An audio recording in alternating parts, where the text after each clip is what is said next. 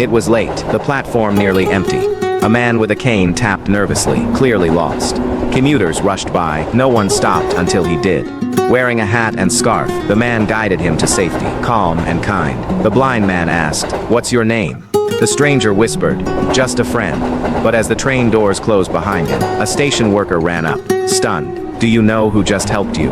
He didn't. That was Johnny Depp. But why was Johnny Depp there alone?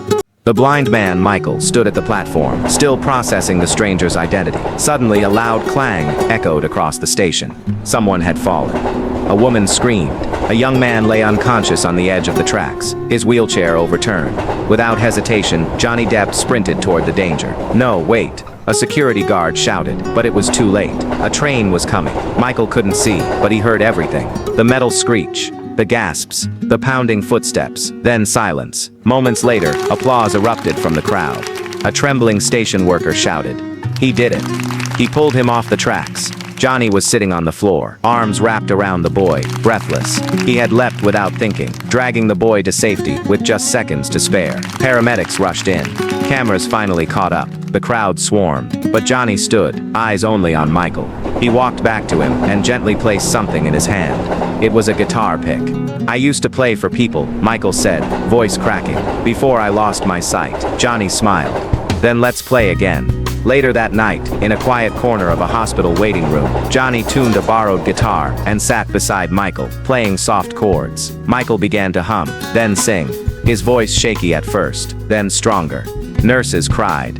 A security guard filmed a short clip. It went viral within hours. Messages began pouring in from around the world. People shared how that simple moment gave them hope again. Some were blind, some were struggling. All felt seen. But while the world watched the video, Johnny was already gone. No one saw him leave the hospital, no interviews, no spotlight, just quiet footprints fading into the night. Michael sat in his hospital bed the next day, guitar on his lap, overwhelmed. A nurse walked in, smiling softly. "You've had over 2,000 letters delivered this morning." Michael smiled, overwhelmed. "All this because of him." The nurse nodded, then whispered, "There's one more thing." She handed him a velvet pouch with a note attached. Michael opened it and froze. Inside was a silver ring with a skull and crossbones. It was Jack Sparrow's ring, the real one. The note read, "From one pirate to another, you never lost your way, Johnny." Michael's hands trembled. This wasn't a fan token. It was personal. A piece of Johnny Depp's soul. The nurse continued.